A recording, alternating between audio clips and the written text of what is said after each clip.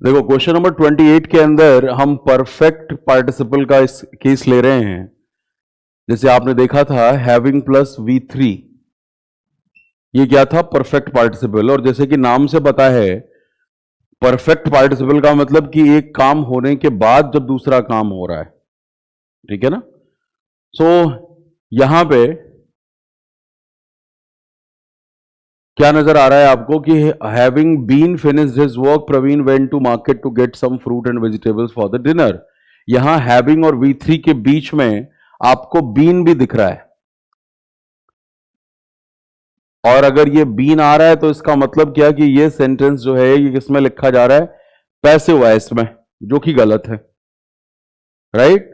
क्योंकि यहां पे प्रवीण के बारे में ही बात हो रही है, प्रवीण डूअर है, प्रवीण ही काम करने वाला है।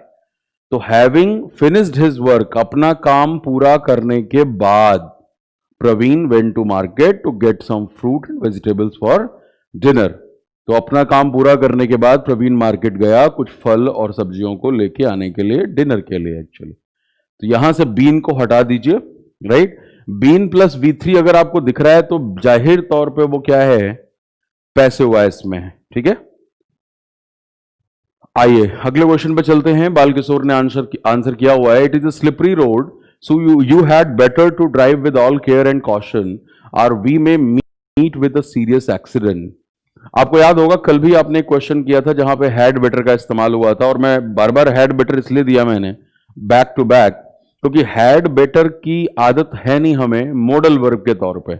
बाकी तो सबकी आदत है, हम सुन रहे हैं बचपन से should, must, could, can, right, और वहां पे हम पकड़ लेते हैं चीजों को। बट यहां पे हमें हो जाती है कंफ्यूजन, हमें लग रहा होता है जब हैड बेटर है तो इसका मतलब कहीं पास्ट परफेक्ट में तो नहीं चला गया। तो ये क्लैरिटी आपको रखनी है कि हैड बेटर एक मॉडल वर्ब है, और मॉडल वर्ब के बाद 2+V1 का इस्तेमाल नहीं होता, सिर्फ वर्ब की फर्स्ट फॉर्म आती है। तो क्वेश्चन नंबर 29 के अंदर क्या करोगे आप? You had better modal verb, और उसके बाद 2+V1 नहीं, सिर्फ V1, यानी यू हैड बेटर ड्राइव। ये हो गया सेंटेंस, राइट। मतलब क्या है? It is a slippery road, ये रोड स्लिपरी है, तो तुम्हारे लिए अच्छा होगा कि तुम ध्यान से गाड़ी को चलाओ, अदरवाइज हम सीरियस एक्सीडेंट से हमारी मुलाकात हो सकती है। ये यहां पे सेंस निकल रहा है। ऐप में बहुत प्रॉब्लम आ रही है मिथिलेश, चलो इस बात को बारे में थोड़ा सा बाद में बात करते हैं, ठीक है ना। ऐप से रिलेटेड, ऐप बार बार बंद हो रही है अपने आप। ओके हिमांशु, इन चीजों की खबर आप टीम तक पहुंचा रहे होंगे, आई होप। अभी हम अगर क्लास को देख पा रहे हैं, पढ़ पा रहे हैं, तो अभी फोकस इसी पे रखें, ठीक है। इसके ऐप के बारे में बाद में बात कर लेंगे हम। आइए अगला क्वेश्चन है, ओके राजीव, अंजलि, प्रियरंजन, चले अगला क्वेश्चन क्या है? ओके निर्भय,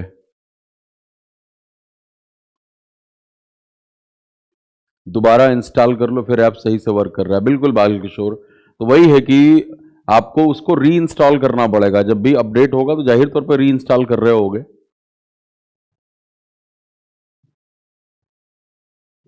फिर से उसे री इंस्टॉल करेंगे तो फिर दिक्कत नहीं आनी चाहिए। आइए, I want to know who all have made her to cry in spite of the fact that crying can harm her eyes. यहां पे क्या प्रॉब्लम लग रही है? I want to know who all have made her to cry in spite of the fact that crying can harm her eyes. यहां पे आप देख रहे हैं कि made जो है उसका इस्तेमाल हुआ है, और हमने इन्फिनेटिव में कॉन्सेप्ट पढ़ा था किसका? बेयर इन्फिनेटिव का, और उसमें हमने मेक का इस्तेमाल किया था कि मेक है, बिड है, हेल्प है, हियर है, सी है, नोटिस है।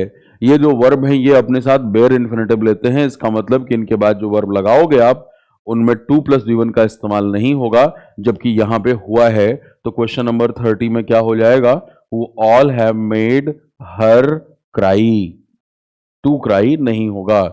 क्या हुआ हिंदी अनुवाद? कि मैं जानना चाहता हूं जिन्होंने उसको रुलाया है। मेड हर क्राई का मतलब उसको रुलाना, उसके रोने का कारण वो लोग हैं। तो मैं जानना चाहता हूं कि कौन लोग हैं जो उसके रोने के कारण, रोने के लिए जिम्मेदार हैं, ये जानते हुए, in spite of the fact that crying can harm her eyes, कि रोना उसकी आंखों को नुकसान पहुंचा सकता है, ये जानते हुए भी in spite of this fact उन्होंने उसको रुलाया। मैं जानना चाहता हूं उनके बारे में कि वो कौन लोग हैं। अच्छा, मैं अगर आपको यहां पे पूछूं कि क्राइंग शब्द का ग्रामेटिकल प्रोफाइल क्या है, तो आप क्या बताएंगे मुझे? क्राइंग क्या है?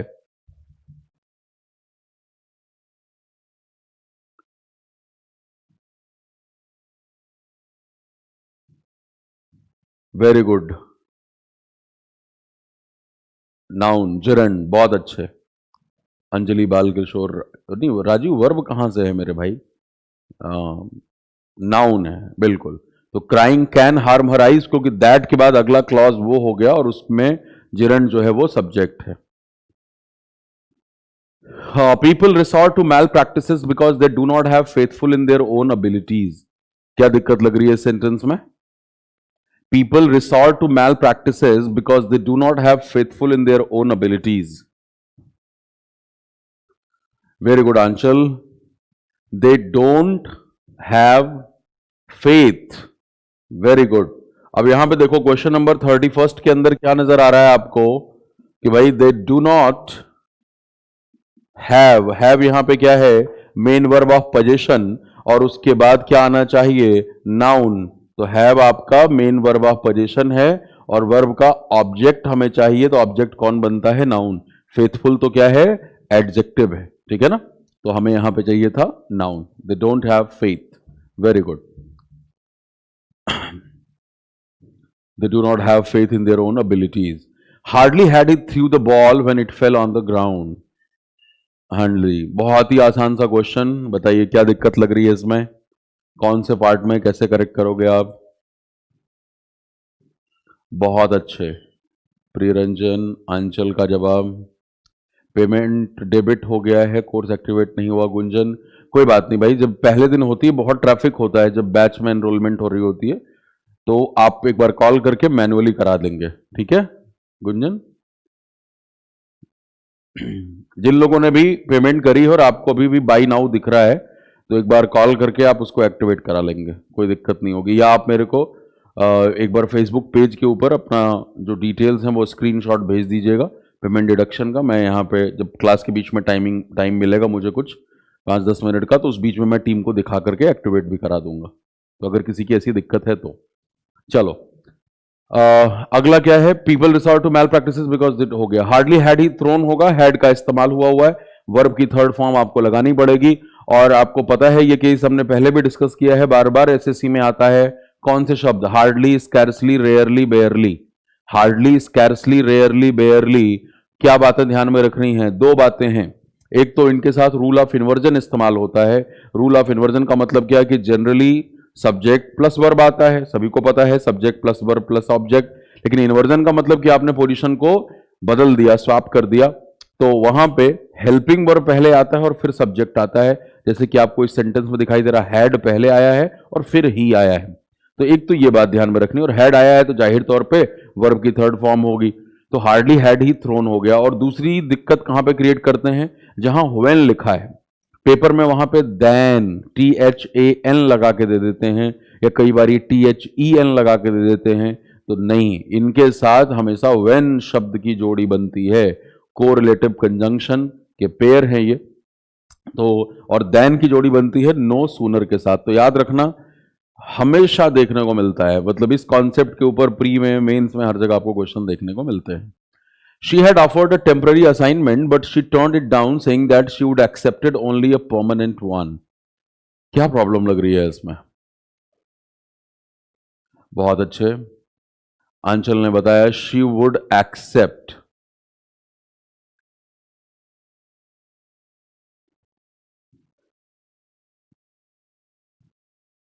और प्रियरंजन कह रहे हैं was offered। बिल्कुल, बहुत अच्छे कि दोनों एस्पेक्ट को आप लोग देख पाए। देखो, एक चीज तो साफ साफ नजर आ रही है कि वुड के बाद जो है आप वर्ब की सेकेंड थर्ड फॉर्म लगा नहीं सकते।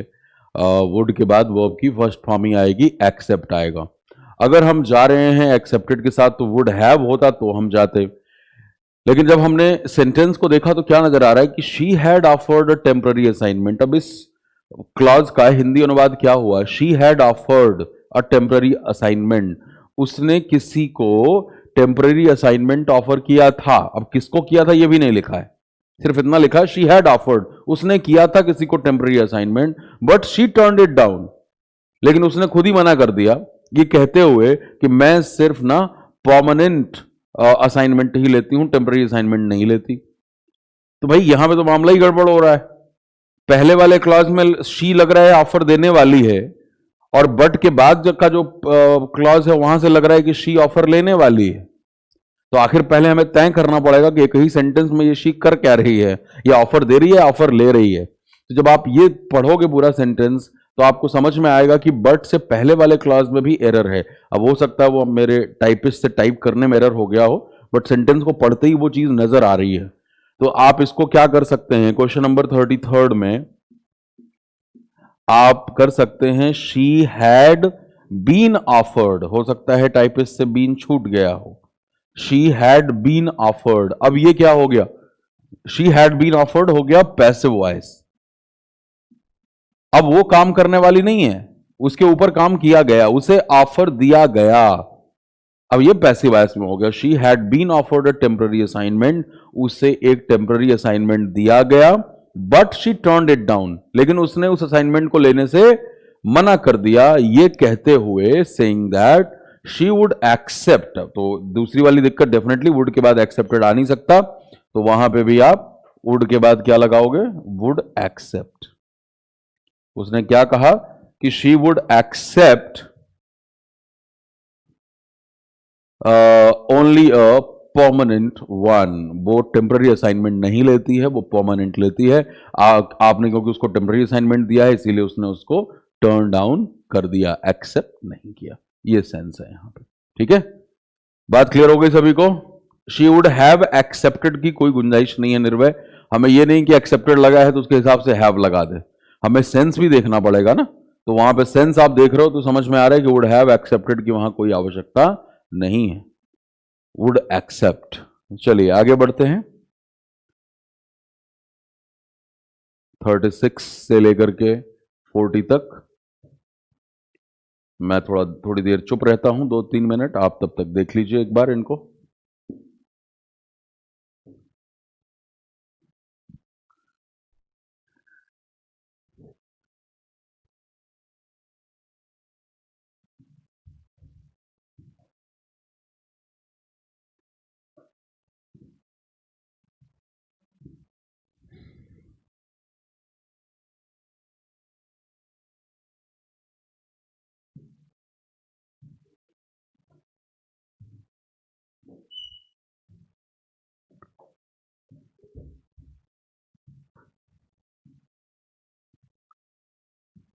All the parties whose presidents were asked to resign were involved in anti-national activities.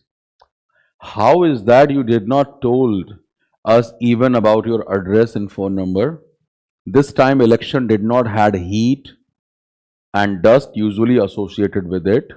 In a group, you may found one or two people tend to be extremely vocal. Despite the alarming reports of earth tremors nearby, the workers laid the foundation of the building. How ought not have done such a filthy thing? Neither the size nor the color of the clothes which I purchased for him yesterday were right. चलिए बताइए please.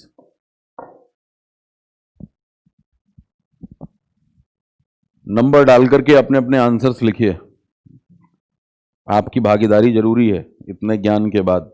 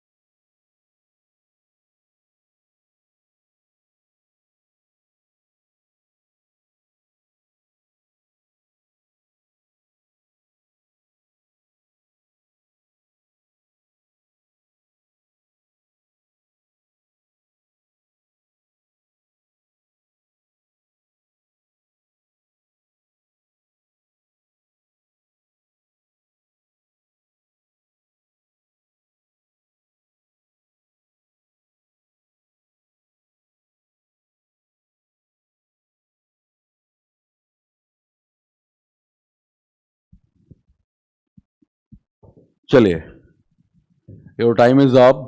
Ajay जन ने सभी का answer कर दिया है। Previous classes are not running. Prabhat, okay, आ जाओ। All the parties whose presidents were asked to resign were involve in anti national activities. अब आप खुद ही देखो, वर के बाद क्या वर्ब की फर्स्ट फॉर्म लगा सकते हैं क्या? Is it possible? Question number 34 we are talking about, is it possible that we can write first form of the verb after were? Definitely not. अगर एक्टिव वॉइस में रहता तो ing लग जाता, पास्ट कॉन्टिन्यूअस, और या तो संभावना क्या है, वर इन्वॉल्व्ड की, तो ये हो जाएगा। और थर्ड फॉर्म भी लगा लिया, पैसिव वॉइस बन गया। तो क्या सेंस यहां पे निकल के आ रहा है कि all the parties whose presidents were asked to resign were involved in anti-national activities, were involved, ये प्रॉब्लम थी यहां पे। हुज में वहां पे कोई दिक्कत नहीं है, सारी वो पार्टीज जिनके वो पॉजेसिव केस के तौर पे आ गया रिलेटिव, तो जिनके प्रेसिडेंट्स को ये कहा गया, उनसे उनका इस्तीफा मांगा गया, वो कौन थे? जो कि एंटी नेशनल एक्टिविटीज में इन्वॉल्व थे। चलिए, हाँ बिल्कुल, आस्क्ड बिल्कुल सही है आशीष, वर आस्क्ड, उसमें कोई प्रॉब्लम नहीं है। तभी तो were asked and were involved. How is that you did not told us even about your address and phone number? ये बहुत ही कॉमन एरर है, इवन टेंस पढ़ते समय भी हम इसकी चर्चा करते हैं, और इसके ऊपर एक बड़ी प्यारी सी दो लाइनें भी हैं कि when I didn't told you is राजी, क्या करेगा ग्रामर काजी। When I did not told you is राजी, क्या करेगा ग्रामर काजी। क्या मतलब है इसका? कि अगर आपकी अंग्रेजी इतनी भ्रष्ट है कि आप डिड नॉट के साथ टोल्ड लगा रहे हैं, तो अब ग्रामर काजी कर क्या ही करेगा बेचारा, उसने हाथ खड़े ही कर लिए हैं। वो सारे ग्रामेरियंस अपनी कबर में तड़प रहे हैं कि लग रहा घोर कलयुग आ ही गया, ये क्या क्या बात हो रही है, राइट। तो वही चीज है कि डिड नॉट के साथ टेल का इस्तेमाल होगा, और ये बहुत कॉमन एरर है, लोग बोलचाल में भी गड़बड़ करते हैं। तो आपको ध्यान में रखना है कि डू, डज, डिड, इन सारे शब्दों के साथ आप हमेशा वर्ब की फर्स्ट फॉर्म का इस्तेमाल करते हैं। When did you slept last night? लोग बड़े कॉन्फिडेंस से ऐसी लाइनें बोल लेते हैं। When did you slept last night? अरे did you sleep, not did you slept. When did you sleep last night? This time election did not had heat. फिर वही प्रॉब्लम, डिड लगाया हुआ है आपने, फिर आपने हैड लगा दिया। अब यहां पे ये बात तो समझ में आई रही कि हैड जो है वो मेन वर्ब के तौर पे इस्तेमाल हुआ है, क्योंकि डिड क्या है, हेल्पिंग वर्ब, और हैड के बारे में हम पहले ही चर्चा कर चुके हैं। We are talking about question number 36 ना। 36 में क्या लिखा हुआ है, डिड नॉट हैड, बस जितना पार्ट जरूरी हम उतना ही लिखेंगे। अब देखो, एक बात बिल्कुल क्लियर है कि ये डिड क्या है, यहां पे ये एचवी है, हेल्पिंग वर्ब है, हैड क्या है, मेन वर्ब है। लेकिन हैड मेन वर्ब के तौर पे कौन सी फॉर्म होनी चाहिए, फर्स्ट फॉर्म, क्योंकि डिड के बाद आपको फर्स्ट फॉर्म लगानी है। और आपको पता है कि हैड जो है वो कौन सा फॉर्म है भाई, हैज और हैव जो होता है ये वर्ब की फर्स्ट फॉर्म है, second form had, and third form भी हैड, यानी V1, V2 and V3, right. सो जाहिर तौर पे डिड नॉट हैव आ जाएगा यहां पे, did not have. This time election did not have heat and dust usually associated with it. In a group you may found one or two people who tend to be extremely vocal. अब आप देख रहे हो यहां पे क्या नजर आ रहा है, हाँ जी, यहां पे क्या नजर आ रहा है 37, यहां पे ये हैड गलत है, यहां पे हैव आ जाएगा। यू मे फाउंड लिखा हुआ है, कंफ्यूजिंग वर्ब पेयर से देखो आ गया क्वेश्चन। यू मे फाउंड नहीं, यू मे फाइंड। अब फाउंड भी वर्ब की फर्स्ट फॉर्म है, लेकिन आप वहां पे किसी कंपनी की, किसी ऑर्गेनाइजेशन के स्थापित करने की बात तो हो नहीं रही है, ठीक है ना, पाने की बात हो रही है। और पाने के लिए हम फाइंड करेंगे कि एक ग्रुप के अंदर यू मे फाइंड वन और टू पीपल, आपको एक दो लोग ऐसे मिल सकते हैं who tend to be extremely vocal, जो लोग ज्यादा बातूनी होते हैं एक्चुअली, राइट, उन्हीं की तरफ इशारा है, who tend to be extremely vocal. अगला है, despite the alarming reports of earth tremors near by the workers light the foundation of the building. अब यहां पे क्या देख रहे हैं आप, फिर लाइट आ गया, क्या होना चाहिए? Very good, laid the foundation stone. हाँ जी, बार बार इसकी चर्चा हुई कि लेड वर्ड के साथ कितने सारे एक्सप्रेशंस आते हैं। Laid the foundation stone. अब इतनी चर्चा के बाद ना आपको क्वेश्चन फंसने वाले नहीं है, देखते ही पहचान लोगे कहां पे एरर हो सकता है। तो लाइट तो झूठ बोलने के लिए है, आपको पता है, और फाउंडेशन को कहीं से उठा करके कहीं और रखना, फाउंडेशन स्टोन को जब किसी चीज को उठा के कहीं से कहीं और रखते हैं तो वहां पे क्या आ जाता है? लेके वो फॉर्म, लेड लेड। अगला है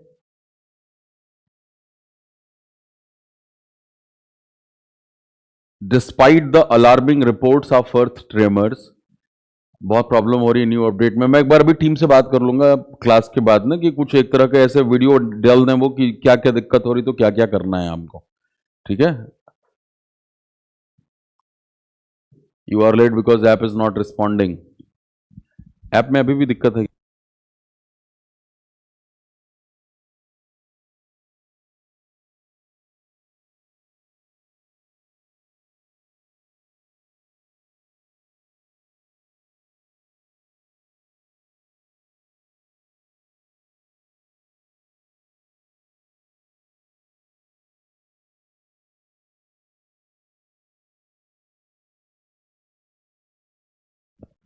you are also late because of app hero.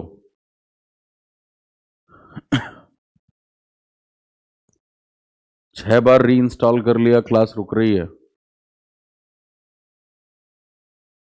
सबकी दिक्कत वही है। हाँ,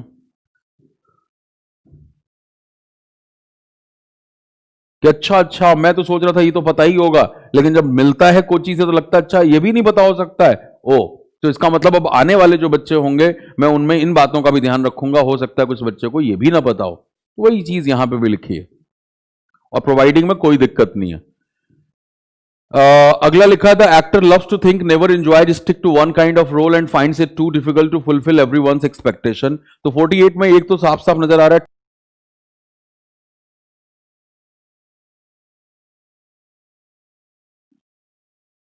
है ना कि एडवांस स्टेज के जो इन्फिनेटिव हैं, उसकी चर्चा मुझे आपके साथ करनी है। तो उस समय जब मैं के बाद ये मेन वर्ब है। मेन वर्ब आप पोजीशन रखने के लिए, यानी एक आदमी को रखना। ऑफिस, बहुत ही कॉमन सा क्वेश्चन, और इस तरह के क्वेश्चन जो है हमने एडजेक्टिव में भी देखे हैं, जहां पे दो अलग अलग तरह के कॉलोकेशन आपको पकड़ा दिए गए। आपको याद होगा, सुपीरियर एंड मोर एक्सपेंसिव, याद है ना? तो पेपर में क्या दिया हुआ था सेंटेंस जो मैंने, कि superior and more expensive than. तो हमने सुपीरियर के साथ टू का इस्तेमाल नहीं किया था, और वही एरर था कि जिसके साथ जो वर्ड लगता है आप वो लगाओगे। इसके आधार पर क्वेश्चन आपको एडजेक्टिव में मिलते हैं और वर्ब के चैप्टर में मिलते हैं, और यहां आपकी आंखों के सामने वैसा ही क्वेश्चन है। एक जो वर्ब लगाया हुआ है वो प्रेजेंट परफेक्ट का है, ही हैज नेवर अलाउड। एंड उसी सेंटेंस में जो दूसरा वर्ब आ गया वो फ्यूचर इंडेफिनिट का है, विल नेवर अलाउ। तो यहां पे तो मुझे नहीं लग रहा कि वर्ब में कोई दिक्कत है। अगर पेपर वाले को इसमें परेशान करना होता, पेपर सेटर को, तो वो कैसे कर सकते थे? वो लिख देते ही has never and will never allow. He has never and will never allow. इसका मतलब कि जो लास्ट में अलाउ लगा है वो अलाउ दोनों हेल्पिंग वर्ब के साथ सेट किया जा रहा है, और तब एरर हो जाता।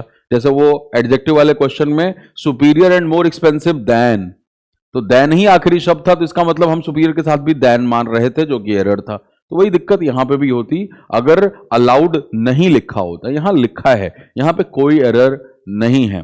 तो he has never allowed and will never allow such practices in this office. There is no error in this sentence, sentence is absolutely fine. अगर अलाउड नहीं लिखा होता तब एरर होता। Prachi might have did this with some selfish thought in mind. Might have लगा हुआ है, और हैव के बाद डिड नहीं आएगा, डिड सेकेंड फॉर्म है। Might have done this, Prachi might have done this with some selfish thought in mind. To be a good leader one should have the courage to take decisions and been honest. हाँ जी, ये बताइए कहां कहां पर दिक्कत है इसमें? What is the problem in this sentence?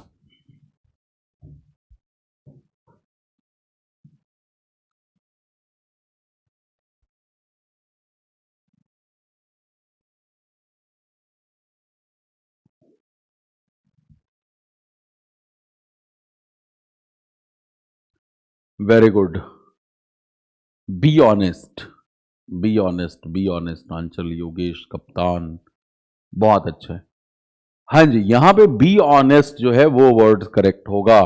और जरा स्ट्रक्चर को आप देखो, अब देखो प्री रंजन ने हैव बीन ऑनेस्ट लिख दिया, उन्होंने हैव लगा दिया। टू बी अ, क्या लिखा, हाँ जी, to be a good teacher one should have the courage to take decisions and should be honest. तो शुड जो है ना वो कॉमन वर्ब हो गया। यहां पे अगर आप देखें तो स्ट्रक्चर किस तरीके का आ जाएगा,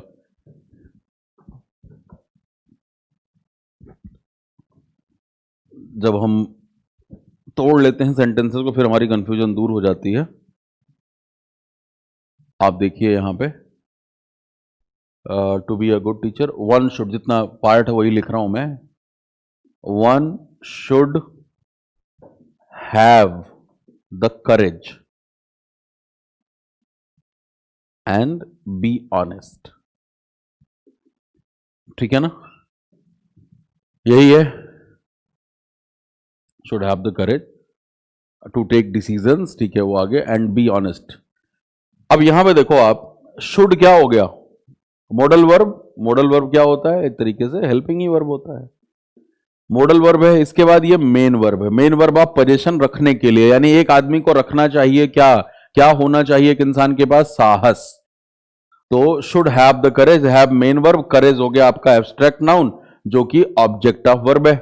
शुड हैव द करेज, और दूसरी जोड़ी क्या है, शुड बी ऑनेस्ट। तो यानी एक ही हेल्पिंग वर्ब से दो शिकार किए जा रहे हैं, क्योंकि हेल्पिंग वर्ब कॉमन था, तो उसको दो बार अलग अलग लिखने की कोई आवश्यकता नहीं है। आपने एक बार लिखा, वो दोनों के साथ अप्लीकेबल है। तो should have the courage and should be honest. अब आप खुद ही देखो, शुड बीन कह सकते हो आप क्या, नहीं कह सकते। तो शुड बी ऑनेस्ट, और आपको पता है बी जो है वर्ब की फर्स्ट फॉर्म है, तो कोई दिक्कत नहीं है शुड के बाद लगाने में। शुड एक मॉडल वर्ब है, तो वही चीज की वही शुड हैव इधर भी था और वही शुड बी ऑनेस्ट हो गया, तो इसलिए बी होगा।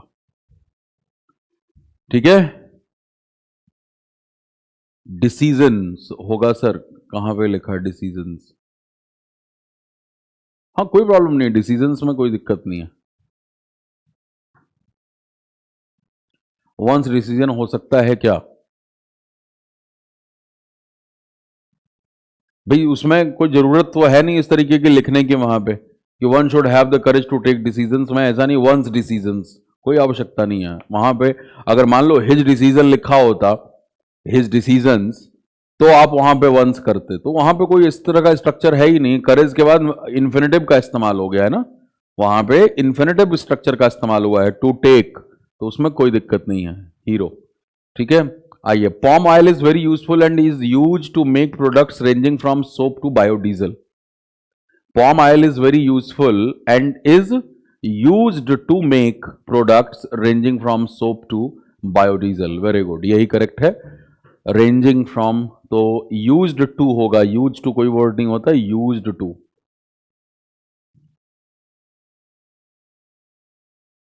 चले, अगला है results founding that boys not only play more than girls but they start earlier, an outcome that could be clearly related to a cultural influence. What do you feel, क्या problem है, results founding that, found that, very good Ajay. Result ने क्या पाया, result ने क्या पाया, तो result ने ये पाया कि boys not only play more than girls, लड़कियों से जो है, लड़कियों के मुकाबले ज्यादा खेलते ही नहीं,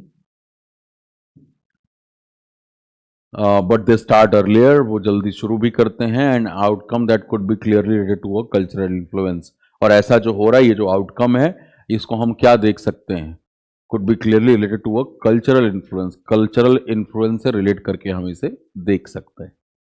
ठीक है,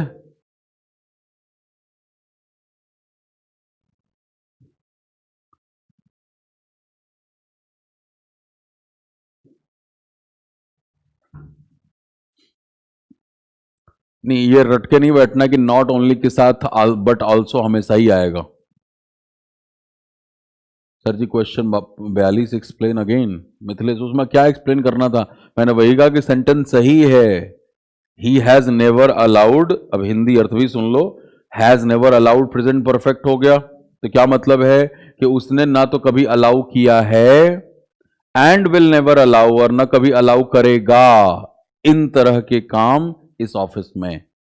ये इसका मतलब हुआ। तो वही मैंने कहा कि दो अलग अलग टेंस हो गए और उनके स्ट्रक्चर को पूरे तरीके ढंग से लिखा गया है। एरर तब पैदा होता जब has never and will never allow कर दिया जाता, तब एरर पैदा होता, क्योंकि हम विल के साथ तो वर्ब की फर्स्ट फॉर्म लगाते हैं लेकिन हैज के साथ नहीं लगाते। तो इसलिए हैज के साथ जो लगना चाहिए वो लगना चाहिए वहां पे, और वो लगा हुआ है, इसलिए कोई भी एरर नहीं है। हाँ, योगेश कह रहे हैं इज यूज टू मेकिंग नहीं होना चाहिए सर क्या? बिल्कुल, बहुत सलीके की बात करी है यहां पे, क्योंकि हमने बात की थी। लेकिन यहां पे भी एक एक्सेप्शन है, यहां पे भी एक एक्सेप्शन है। और मैं जैसे मैंने अभी कहा है ना कि एडवांस स्टेज के जो इन्फिनेटिव हैं उसकी चर्चा मुझे आपके साथ करनी है। तो उस समय जब मैं चर्चा करूंगा तब इसके बारे में मैं बात करूंगा। ठीक है, अभी फॉर द टाइम बिंग ये समझ लो आप कि यहां पे इज यूज टू मेक बिल्कुल ओके। और 46th में रिजल्ट फाउंडिंग दैट गलत है आशीष। फाउंडिंग का क्या मतलब हुआ भाई? आईएनजी कब लगाओगे आप? जब फाउंड वर्ब की फर्स्ट फॉर्म है, और फाउंड का मतलब क्या है? स्थापना करना। तो स्थापना की बात तो वहां पे, और फाउंडिंग लिखा भी कैसे जा सकता है? आईएनजी के लिए कुछ is am are was were कुछ तो होना चाहिए ना। फाउंड हो गया कि रिजल्ट ने क्या पाया। किसी भी तरह का जब एक्सपेरिमेंट होता है तो वहां से कुछ रिजल्ट निकलता है। तो रिजल्ट ने क्या पाया? Result found that boys not only play more than girls, right? जैसे बॉयज और गर्ल्स के बीच में कोई एनालिसिस, कोई कंपैरिजन हो और कोई कंपैरेटिव स्टडी करी जा रही हो कुछ बिहेवियरल आउटपुट आउटकम लेने के लिए और समझने के लिए, तो वही है यहां पे।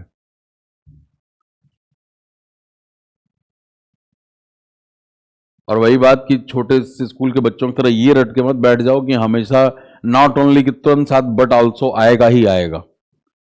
आल्सो के बिना भी, सिर्फ बट के साथ भी हम सेंटेंस को लिख सकते हैं। इंग्लिश फ्लूइड होती है।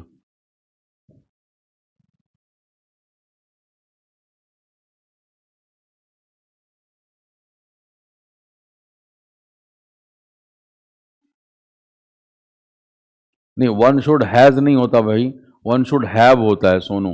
किसी भी मॉडल वर्ब के बाद आप हैव लगाते हैं। कभी आपने ये सुना है क्या? ये सोनू का बड़ा मासूम सा क्वेश्चन है और जायज है। जैसे जब हम बात करते हैं टेंसेस की, तो आप जैसे हमने मान लो प्रेजेंट परफेक्ट की बात की, फ्यूचर छोड़ दो, प्रेजेंट परफेक्ट की बात की, तो हम ही के साथ क्या लगाते हैं? हैज। ही हैज और दे हैव। लेकिन अगर आप इसी ही को इस्तेमाल फ्यूचर टेंस में करो, तो आपने कभी बचपन में ये सेंटेंस लिखा है क्या फ्यूचर परफेक्ट के अंदर कि ही विल हैज? नहीं। चाहे ही हो, शी हो, इट हो, दे हो, वी हो, विल के बाद, शैल के बाद हमेशा क्या आता है? हैव ही आता है। तो मॉडल वर्ब, किसी भी मॉडल वर्ब के बाद आप हैव लगाते हो। अब वो हैव जो है वो आपका हेल्पिंग वर्ब के तौर पर भी हो सकता है और मेन वर्ब भी हो सकता है, right? You should have this much intelligence. अब अगर मैंने ये कहा कि you should have this much intelligence, तो यहां पे ये क्या है? ये मेन वर्ब है। तो तुम्हें यार कम से कम इतनी समझ तो रखनी चाहिए, इतनी बुद्धिमानी तुम्हारे अंदर होनी चाहिए। You should have. लेकिन वहीं पर अगर मैंने ये कहा कि you should have completed this task 2 months back, तो यहां पे अब शुड हैव क्या हो चुका है? वो हेल्पिंग वर्ब का पार्ट हो गया, और वो कंप्लीटेड जो है वो मेन वर्ब है, जो कि हमारा इम्पॉसिबल कंडीशनल का स्ट्रक्चर है। क्लियर हो गई बात सोनू? तो कोई भी मॉडल वर्ब के बाद आप हैव लगाते हैं। चलो, अगले क्वेश्चंस।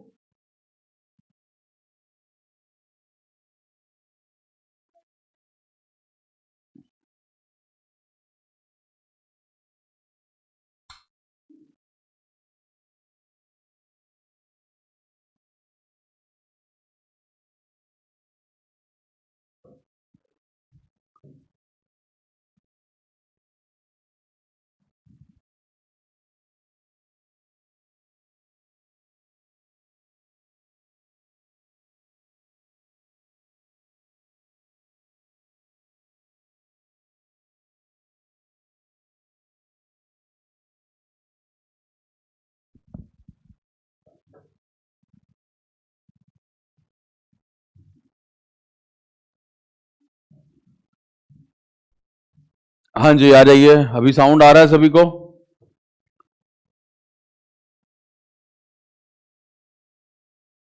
अभी साउंड ओके है? हाँ जी, चलो। हाँ, तो मैं बात कर रहा था क्वेश्चन नंबर 47 की। ये कह रहा है coaches have the advantage of drawing on their personal experience and providing their players with unique inputs. अब यहां पे हमने जो है ड्राइंग क्यों लिखा है वही मैं आपको समझा रहा था कि देखो ऑफ जो है वो प्रेपोजिशन है, ये प्रेपोजिशन है। प्रेपोजिशन किसके पहले पोजीशन होता है भाई? नाउन के पहले, सबको पता है। और ड्रॉ नाउन तो है नहीं, ड्रॉ तो वर्ब है, लेकिन उसी में अगर हमने आईएनजी लगा लिया तो वो बन जाएगा जिरंड। और जैसे ही जिरंड बनेगा सेंटेंस बिल्कुल ओके हो जाएगा, क्योंकि जिरंड जो है वो वर्बल नाउन है। So advantage of drawing on their personal experience and providing their players with unique inputs. What is the meaning of this line? कि कोचेस को ये एक एडवांटेज होता है कि वो अपने पर्सनल एक्सपीरियंसेस से खुराक लेते हैं और उन खुराकों का फायदा अपने आने वाले जो उनके कोची हैं, जिनको वो ट्रेन कर रहे हैं, कोच कर रहे हैं, उनको मिलता है। तो भाई अगर सपोज किसी भी फील्ड का जो कोच है, जो मेंटर है, जिसके सामने बहुत सारे लोग चीजों को सीख करके गए हैं, तो भाई वो कोच भी तो लोगों से सीखता है। अब जैसे मैं आप लोगों से कितना कुछ सीखता हूं, आपके जवाबों से, आपके सवालों से बहुत कुछ सीखने को मिलता है, और वो चीज एक इनपुट के तौर पर मुझे काम करती है। तो फिर मैं अगले बैच में, अगली क्लास में, अगले टॉपिक में उन चीजों में और लेकर के गहराई लेकर के आ रहा होता हूं। तो या मुझे ये पता चलता, अच्छा ये बच्चे को इतना नहीं पता। जैसे कल इसमें वोकैब के बैच में एक बच्चे को नरिश शब्द का मतलब नहीं पता था, तो मुझे मुझे भी सीखने को मिला कि अच्छा ऐसा भी हो सकता है कि नरिशमेंट, नरिश पोषण देना, नरिशमेंट पोषण, इतना बेसिक शब्द, लेकिन उसको नहीं पता है। तो ऐसा भी हो सकता है भाई, मुझे भी सीखने को मिलता है।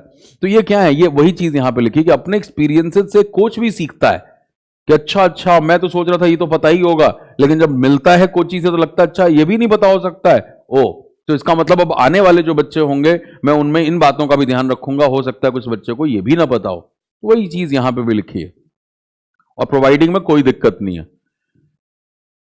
अगला लिखा है the actor loves to think never enjoy stick to one kind of role and finds it too difficult to fulfil everyone's expectation. तो 48 में एक तो साफ साफ नजर आ रहा है टू डिफिकल्ट टू। अब इसका मतलब क्या है जो लाइन लिखी गई है, और इसमें और क्या दिक्कत है? अगर आप बता सकें तो आई वुड डेफिनेटली अप्रिशिएट।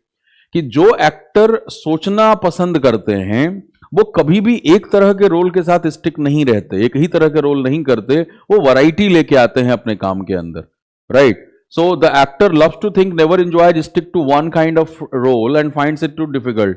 अब यहां पे क्या होगा? Enjoy sticking to one kind of role. और कुछ लग रहा हो? एक तो वो एक्टर हो गया भाई जो सांचे में ढल गया, स्टीरियोटाइप फिल्में कर रहा है, उसी तरह के रोल में ढला हुआ है। वो ये भी नहीं सोच रहा कि मैं जो रोल कर रहा हूं उसका इस समाज पे, दुनिया पे क्या फर्क पड़ेगा। अंकुर एक्टिवेट हो जाएगा, आपने कॉम्प्रिहेंशन बैच अगर परचेज किया है और एक्टिवेट, आप एक बार उसको कॉल कर लीजिए पहले दिन, क्योंकि ट्रैफिक ज्यादा होता है तो कई बार ऑटोमेटिकली एक्टिवेट नहीं होता। तो आप एक बार आप कॉल करके डिटेल शेयर करके करा सकते हैं। Actor loves thinking. हाँ, अब देखो,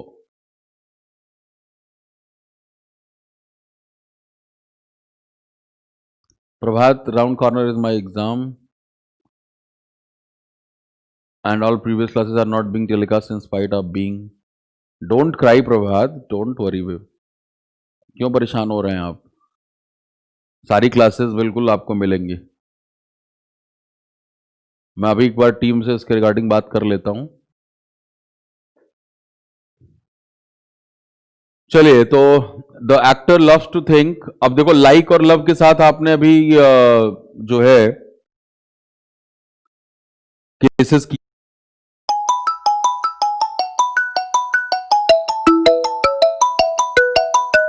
थे कि हम इनके बाद जिरंड भी लेते हैं और इन्फिनेटिव भी लेते हैं। हम इनके बाद जिरंड भी लेते हैं, इन्फिनेटिव भी लेते हैं, और जब जिरंड लेते हैं तो वो जनरल केस होता है, इन्फिनेटिव लेते हैं तो वो स्पेसिफिक होता है।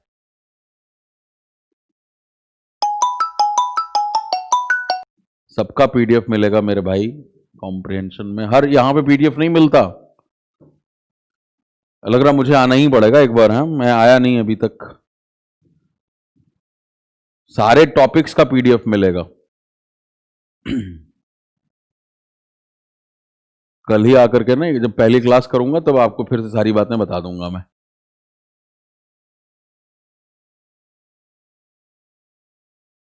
आगे बढ़ते हैं।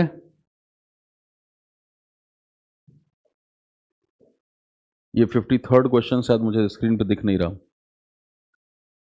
भाई, कमेंट का ना। ये 53rd मुझे स्क्रीन पर नजर नहीं आ रहा है यहाँ पे। 53rd क्वेश्चन, हाँ, थोड़ा सा नीचे कर दो आप, या तो क्या है क्वेश्चन देखता जाए।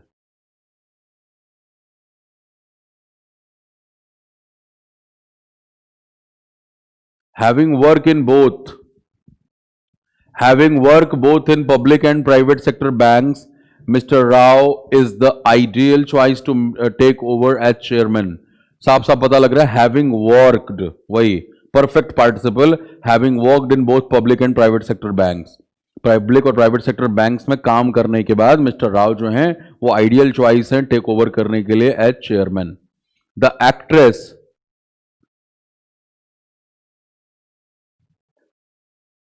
बिल्कुल प्रभात करा दूंगा भाई मैं, बिल्कुल अभी बात करता हूं क्लास के बाद।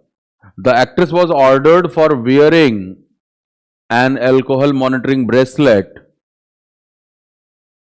and submit to random weekly drug testing after she failed to appear for a court date last week.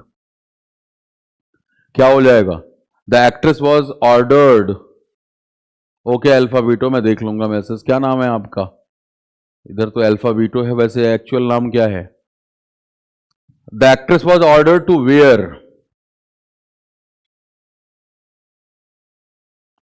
The actress was ordered. Tarun Sharma, okay ठीक है भाई तरुण। The actress was ordered to wear an alcohol monitoring bracelet and submit to random. तो वही बात है कि उसे ये कहा गया, एक्ट्रेस जो है वो शराब के नशे में धुत गाड़ी में पाई गई, तो उसे आदेश ये दिया गया कि तुम क्या करोगी? To wear an alcohol monitoring bracelet, alcohol monitoring bracelet पहनोगे और submit to random weekly drug testing, जो ड्रग टेस्टिंग है उसके लिए भी आओगे। After she fail to appear for a court date last week, जब वो कोर्ट में उपस्थित नहीं हो पाई पिछले हफ्ते जो उसकी कोर्ट डेट थी, तब उसे ये ऑर्डर दिया गया। क्या ऑर्डर दिया गया? एक एल्कोहल मॉनिटरिंग ब्रेसलेट पहनने के लिए और वीकली ड्रग टेस्टिंग के लिए सबमिट होने के लिए। ऑर्डर टू वियर करना पड़ेगा, फॉर वियर नहीं। अब फॉर के साथ हम जिरंड लेके जाते हैं ना, फॉर वियरिंग, बट यहां स्पेसिफिक है तो ज्यादा बेहतर ऑर्डर टू वियर होगा। मॉडर्न यूथ पे more attention to see films than to read books, साफ साफ नजर आ रहा है। पैरेलल स्ट्रक्चर होगा, दोनों के दोनों infinitive, to see films than to read books. Modern youth पे more attention to seeing films, to see films.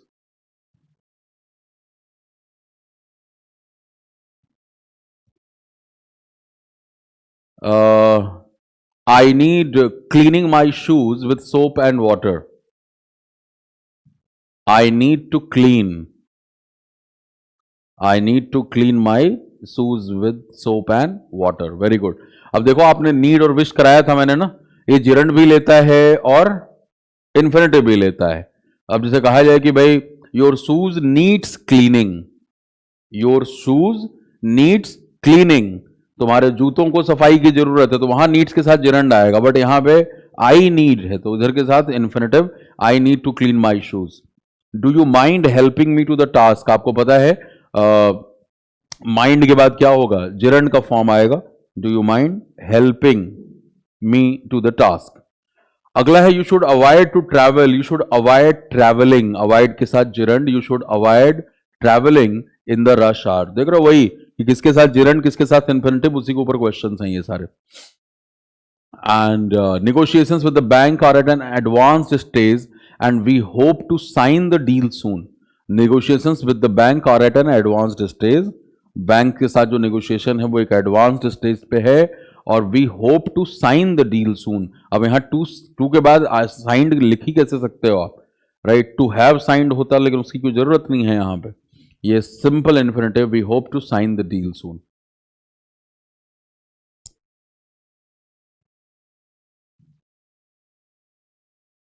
नहीं नवीन, उसकी कोई जरूरत नहीं है। Mind helping me to the task. और लास्ट में the government is still in the process of finalized new policy guidelines. बहुत सही, बिल्कुल अजय, फाइनलाइजिंग होगा। और फिर वही वाला ज्ञान जो अभी यहां पे लिखा था, ऑफ लगा हुआ है, प्रेपोजिशन है, प्रेपोजिशन के बाद क्या आना चाहिए, नाउन। नाउन कौन है, हम वर्ब के चैप्टर में हैं, वर्बल नाउन यानी जिरंड। तो यहां पे process of finalising new policy guidelines for the allocation of land to private sector organisations. ठीक है, चलिए, सो दैट्स ऑल। ये हैंडआउट हमारा पूरा होता है और जैसे मैंने बात कही